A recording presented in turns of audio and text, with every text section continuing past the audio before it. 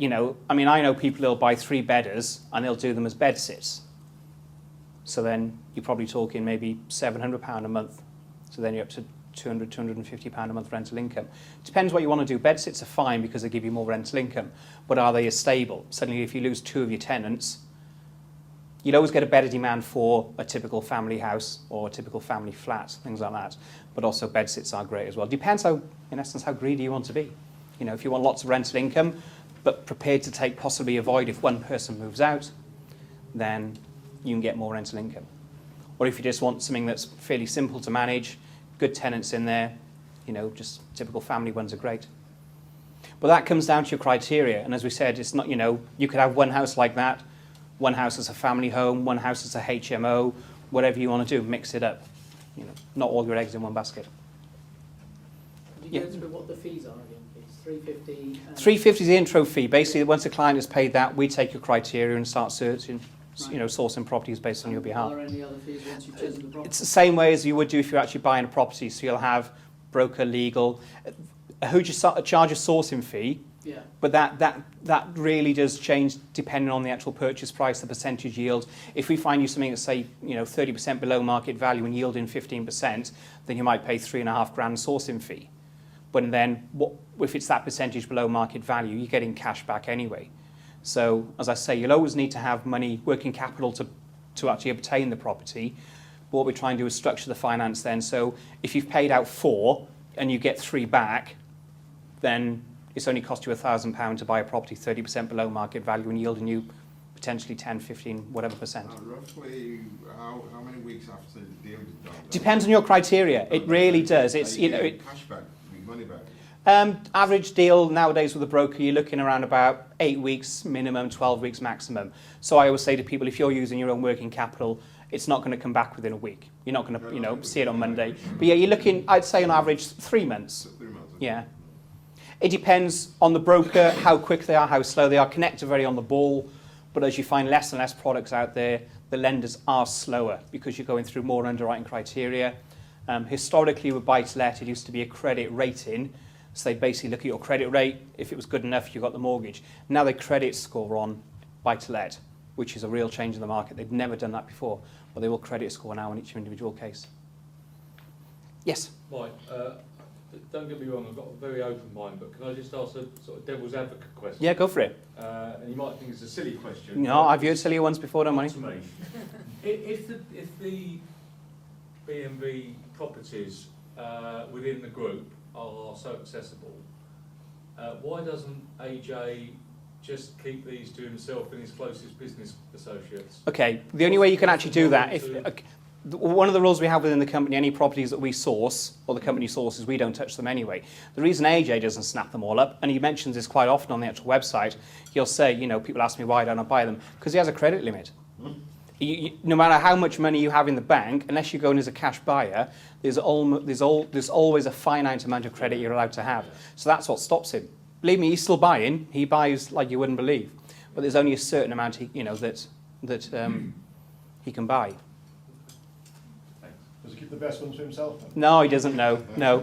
AJ buys the stuff you guys would never look at in a million years. Yeah. He'll go up to Scotland, film this if you want, he'll look at some real shit in Scotland for £20,000. It can be full of druggies, he doesn't care.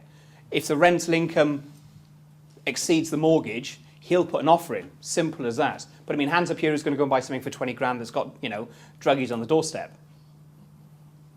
Exactly, he doesn't mind doing that, so that's the difference, you know. So yeah, does he buy the best stuff? No, he doesn't. No.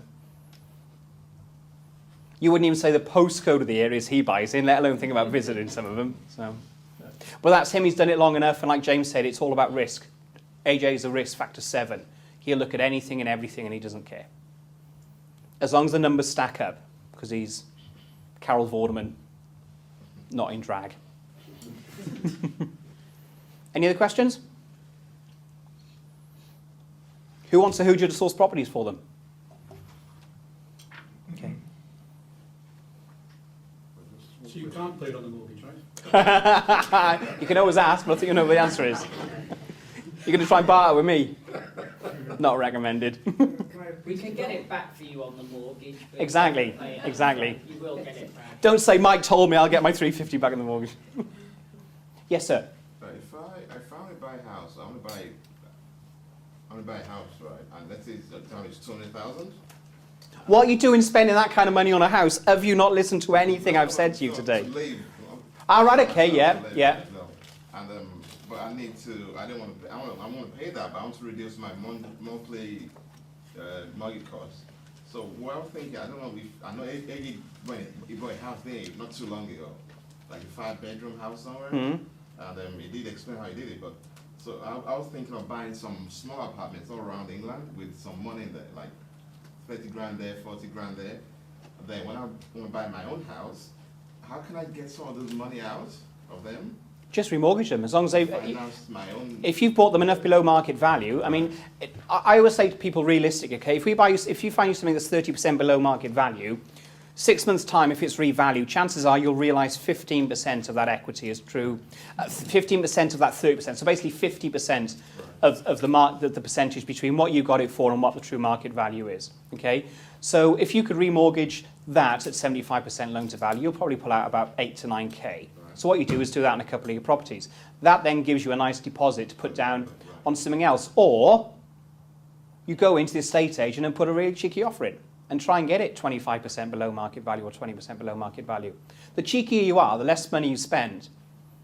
So that's probably the best way of doing it. What sort of pot would you recommend that you could start with? I'd say 8 to 10k realistically. The benefit you have with that is, even though... That would be the rollover. Yeah, at the end of the day, if we get you a deal, then it costs you, you put 4 grand in, 3 grand in cash back, so you're £1,000 down, but then you might find the next one is 4 grand in, 6 grand cash back, so then you're suddenly back up to 1,000 on top of your working capital. So it's just rolling it like that. I mean, I've got clients of mine who purely work off credit cards, so they'll do one that might cost them a couple of grand, but then the next one will make sure is a high cashback deal to top their credit cards back up. Not the best way of doing it, but it works for them.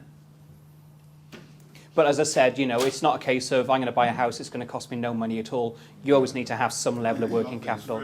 Yeah, exactly. Yeah, exactly.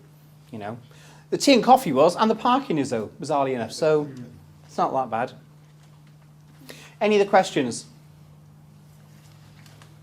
It's just really, if you had a comment, I think I'm coming from another planet almost, because the mentoring group I was with, one way or another, I got set up to be buying properties between 200 and 250. Right. Converting them Pounds or thousands? They might go on, yeah. 200 to 250,000. Yeah. Right. And converting them to HMO where there are 6 lettable rooms. Mhm. And then so all of these figures are different to what you've been talking about today. Mhm. And then I'm getting a monthly rental income of about 26 or 2,700. Mhm. And a gross profit of 1,300 on one, 1,400 on the other. So Mhm. that's gross monthly profit. Mhm.